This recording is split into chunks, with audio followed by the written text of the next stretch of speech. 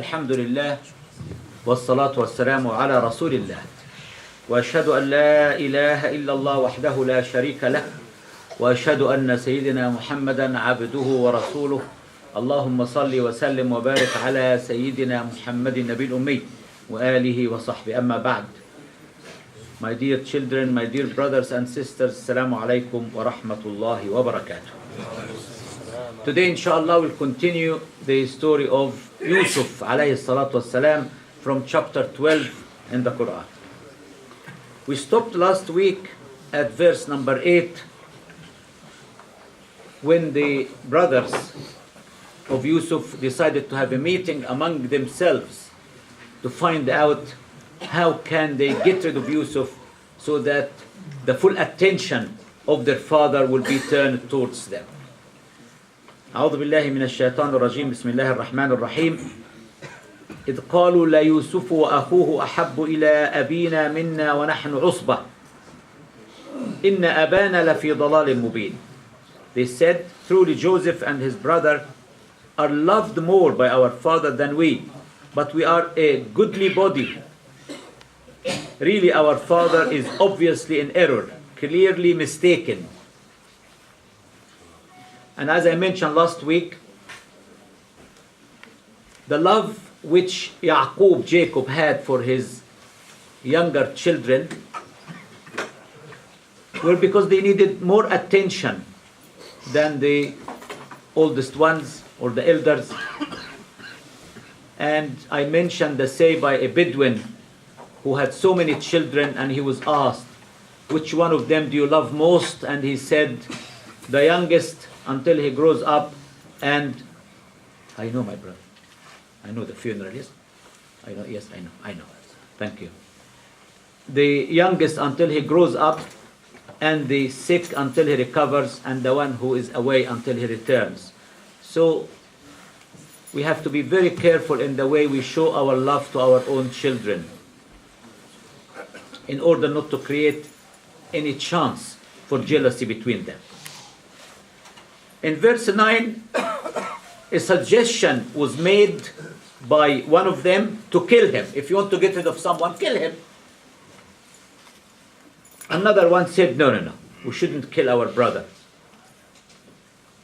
Exile him to a land far away and leave him in the desert there. He may perish. Another one said, no, we will put him at the bottom of the well so that someone passing by, a caravan passing by, may pick him up and get rid of him. Now, these children are the children of a prophet, Yaqub alayhi salatu wasalam, Israel. The grandfather is a prophet, Ishaq, Isaac, who is the brother of Ismail. And they are all the children of Ibrahim alayhi salatu wasalam. But in spite of the lineage, in spite of the breed, this jealousy and envy was still in their hearts. اقتلوا يوسف أو اطرحوه أرضا يخلو لكم وجه أبيكم وتكونوا من بعده قوما صالحين. And after we have done that, and after Yusuf has gone and disappeared, we will be good, we'll repent, we'll adjust our conduct, we'll try to be good. The reason we are not good now, because we feel we've been badly treated by our father. We have no attention. He doesn't even care about us. Let's go back to the Quran and the stories in the Quran regarding jealousy. Do you remember the two sons of Adam, Qabil and Habil? When both of them offered a sacrifice, one was accepted and the other one was not accepted. So the one whose offering was not accepted said to the other one, لَأَقْتُلَنَّكَ, I'm going to kill you. He said, why? إِنَّمَا يَتَقَبَّلُ اللَّهُ مِنَ الْمُتَّقِينَ. Allah will only accept from the righteous. It depends upon your niyyah. Did you make the offering with the niyyah that it is for the sake of Allah, or did you make it to show off? And he killed his brother. Jealousy. When Iblis refused to prostrate himself to Adam, it was out of jealousy. I am better than him. You created him from clay and you created me from fire. Jealousy. The wives of the Prophet ﷺ, it is reported in the authentic hadith that Aisha used to feel very jealous of Khadija. Every time the Prophet ﷺ would mention her name or praise her, she was just an old woman who passed away. Prophet ﷺ was very upset when she said that. The planning and the plotting against the Prophet ﷺ when he ate the honey. Two wives, Aisha and Hafsa, jealousy. They were so jealous that he was with another wife, Zainab bint Jahsh. And they planned and they plotted against the Prophet ﷺ, and Allah reprimanded them in the Quran and told them off. Jealousy again. That's why we read قل أعوذ برب الفلق من شر ما خلق ومن شر غاسق إذا وقب ومن شر النفاثات في العقد ومن شر حاسد إذا حسد. And there are people, because of their jealousy, they would go and place or do black magic on someone so that the wife and the husband will be separated. So this is an illness, a very dangerous illness, which only burns the person who feels the envy and the jealousy. It burns him from inside. He's so jealous about this person or that person. In Arabic, al-hasad means tamanni zawal al-ni'mah. I wish if this man will become poor. I wish if this house will be burned down. I wish if he has an accident with his car, beautiful new car, and it will be fully. This is hasad. The opposite is al-ghibta. Al-ghibta is, yes, you admire what your brother or your sister have, and you wish you have the same, but he worked so hard to achieve this, so you also must work so hard to achieve it. These are things which we learn from this story, that because of the jealousy, because of the envy, the brothers, the sons of a prophet, the grandchildren of a prophet, the great-grandchildren of a prophet planned and plotted to kill their own brother. But Allah has His own plan as well. We plan and plot, and Allah has His own plan. In Surah Al-Anfal, chapter 8, verse 48, وَإِذْ زَيَّنَ لَهُمُ الشَّيْطَانُ أَعْمَالَهُم. Satan made the deed or the act or the plan so allured in their eyes that they were fully convinced that what they are doing is absolutely right. أَفَمَنْ زُيِّنَ لَهُ سُوءُ عَمَلِهِ فَرَأَهُ حَسَنًا. Chapter 35, Surah Fatir, verse 8. His evil deed is made fair seeming to him. That's why we have a lot of evil, because people justify the evil they are doing. So the 10 brothers envied and hated their innocent younger brother Joseph and Benjamin. Jacob had the wisdom to see that his young and innocent sons wanted protection and to perceive Joseph's spiritual greatness. But this wisdom to them was folly or madness, because it touched their self-love, as truth often does. And they relied on the brute strength of numbers, the 10 hefty brethren against old Jacob, the lad Joseph, and the boy Benjamin. قال قائل منهم لا تقتلوا يوسف وألقوه في غيابات الجب يلتقطه بعض السيارة إن كنتم فاعلين. Okay, another one said, don't kill him, put him down the well, throw him down the well to the bottom of the well. He will be picked up by some caravan of travelers. The word غيابات الجب. الجب here means well. And another word in Arabic is بئر. بئر is well, and al-jub is also another word for well. Ghayabat, when you are not here, when you are absent, we call it in Arabic ghaib. Who is the ghaib today? Who is not attending today? This is ghaib. So the way they perceived, the way they thought about it, that he will be thrown far, far below, there at the bottom of the well, so nobody even can see him or can hear him if he screams. So they had the meeting, they finished the meeting, and now they agreed among themselves that they will not kill him, They will not leave him in the desert and walk away. No, they are going to drop him at the bottom of the well. So the plan was over. Now they approached the father. قالوا يا أبانا ما لك لا تأمن يا أبانا ما لك لا تأمن على يوسف وإنا له لناصحون. Oh my father, our father, why don't you trust us with Joseph? We are very good well-wishers. We really carers. We care for him. We love him. We adore him. أرسله معنا غدا يرتع ويلعب. Why don't you send him with us tomorrow to play and enjoy himself? The weather is nice. He will have a nice time. He will have great fun. And we will look after him. وَإِنَّا لَهُ لَحَافِظُونَ. Surely we are going to look after him. So the father, a very wise old man, said, قَالَ إِنِّي لَيَحْزُنُنِي أَن تَذْهَبُوا بِهِ. It really grieves me that you take him with you. Can you imagine how much love he had for him? He was so attached to Yusuf عليه الصلاة والسلام. So attached.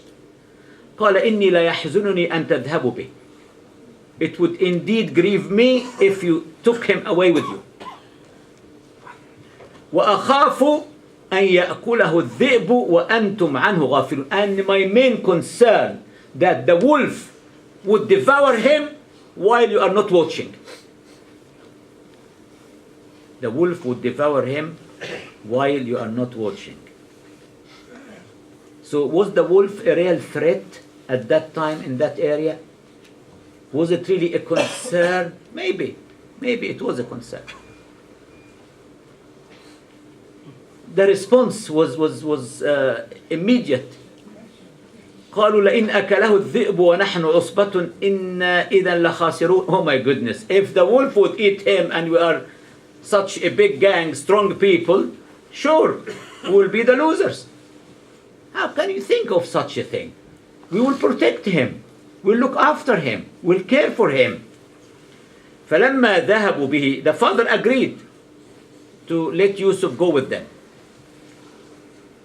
فَلَمَّا ذَهَبُوا بِهِ.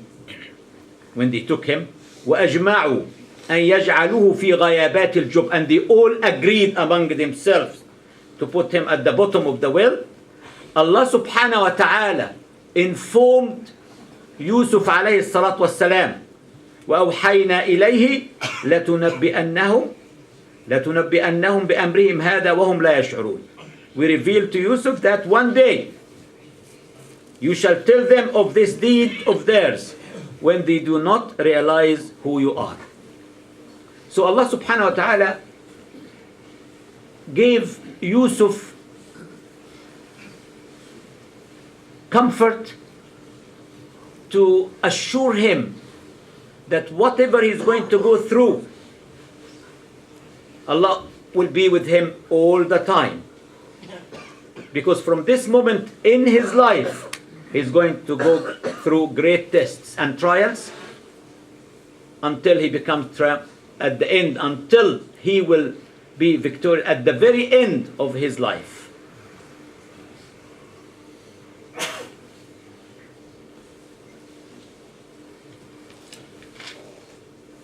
وَجَاءُوا أَبَاهُمْ عِشَاءً يَبْكُونَ. Put him into the well and waited until it was dark and came back to the father. يَبْكُونَ, they were weeping. But it was night time, so the father could not see the tears. They pretended to be weeping.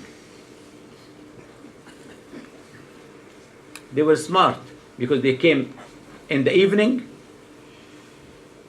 or early part of the night to prove to the father that they spent the whole time looking for him. قالوا يا أبانا إنا ذهبنا نستبق وتركنا يوسف عند متاعنا فأكله الذئب وما أنت بمؤمن لنا ولو كنا صادقين. Oh father, you know what happened? They are weeping, pretending to be weeping, no tears. It is dark and Jacob cannot see it. We left Yusuf to look after our personal belongings and we went racing. And when we came back, we discovered that the wolf devoured him. And if you don't believe us, look, This is his shirt full of blood. وَجَاءُوا عَلَى قَمِيصِهِ بِدَمٍ كَذِبٍ. They stained his shirt with false blood. Maybe they found a rabbit or a sheep or whatever it is and put the blood there. But the shirt was not ripped off. The shirt was intact. And remember the shirt of Joseph, because it will play 3 major roles in his story. This is the first one.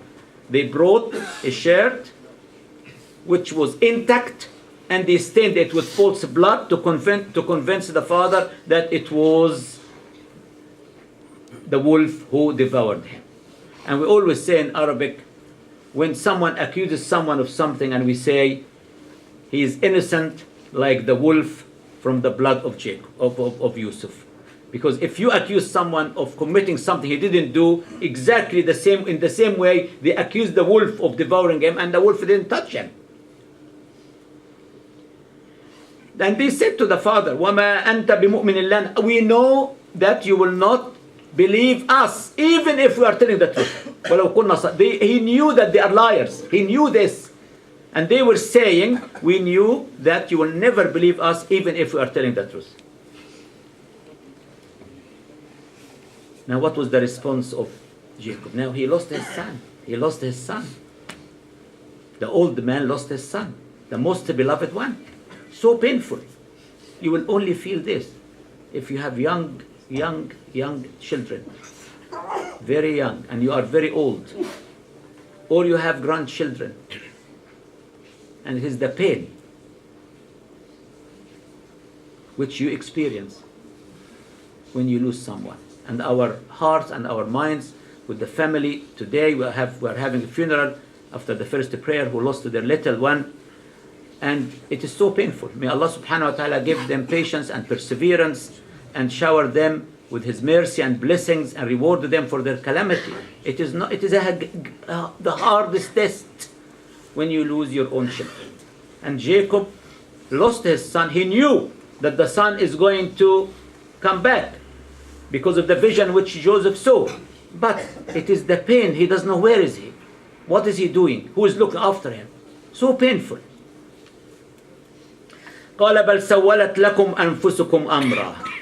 No, your minds have made up a tale that may pass with you. Your souls have tempted you to do something evil. فصبر جميل. Sabr means I am going to be patient. Jamil means beautiful. So I am going to persevere patiently, and I will enjoy being patient. The majority of us, including myself, if we are going to be patient, we do it reluctantly because we have no other option. We have no choice. So we are patient, yes, we are persevering patiently, yes, but I'm not enjoying it. It is painful. So painful. For Yaqub, he said, فَصَبْرٌ جَمِيلٌ. I am going to enjoy it. وَاللَّهُ الْمُسْتَعَانُ عَلَى مَا تَصِفُونَ. And Allah subhanahu wa ta'ala is the one who is going to help me and support me regarding the claim you have just made. So your souls have tempted you to do something evil, but it is best to be patient. God alone can help me bear the loss you speak of. Now the camera now moves from the scene where the children were talking to the father, and how did the father respond. But before that, there's an interesting footnote here. Jacob saw that there had been some foul play, and he did not hesitate to say so. In effect, he said, me, the tale you tell may be good enough for you who invented it, but what about me, your aged father? What is there left in life for me now with my beloved son gone? And yet, what can I do but hold my heart in patience and implore Allah's assistance? Could you please move forward, please? Everybody move forward, please. There's a lot of people standing outside. Please, everyone to move forward, please. And yet, what can I do but hold my heart in patience and implore Allah's assistance? I have faith and I know that all that he does is for the best. Move forward and next you follow them.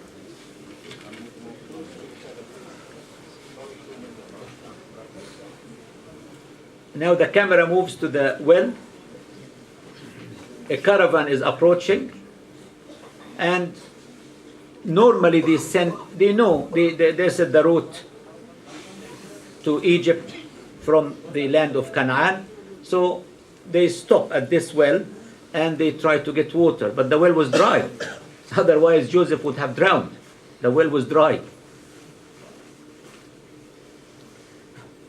وجاءت سيارة فأرسلوا واردهم.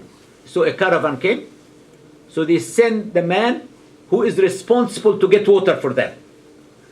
فأدلى دلوة. دلوة means a bucket.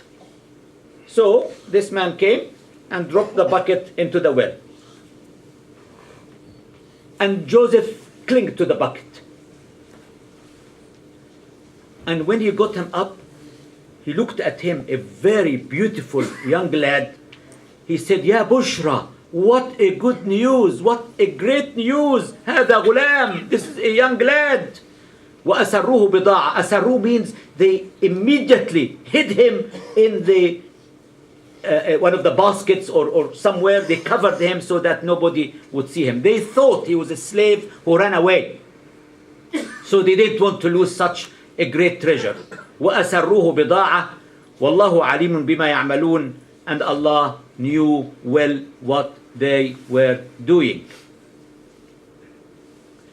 Then there came a caravan of travelers. They sent their water carrier for water, and he let down his bucket into the well. He said, there, good news. Here is a fine young man. So they concealed him as a treasure. But Allah knows well all that they do. The brothers were watching. So they approached the caravan. This is the runaway slave. We don't want him. We are not going to haggle with you. We will accept any price for him. So Allah says in verse 20, وَشَرَوْهُ بِثَمَنٍ بَخْسٍ دَرَاهِمَ مَعْدُودَةٍ وَكَانُوا فِيهِ مِنَ الزَّاهِدِينَ. The brethren sold him for a miserable price, for a few dirhams, counted out. In such low estimation did they hold him. So there was mutual deceit on both sides. The brethren had evidently been watching to see what happened to Joseph.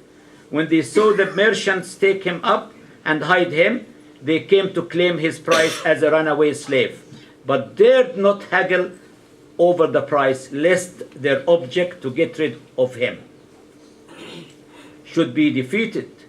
The merchants were shrewd enough to doubt the claim in their own minds, but they dared not haggle lest they should lose a very valuable acquisition.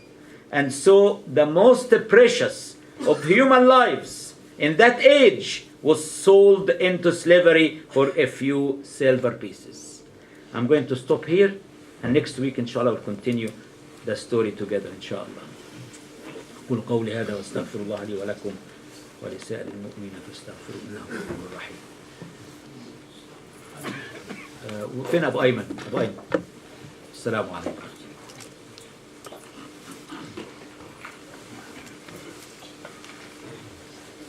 الله اكبر الله اكبر.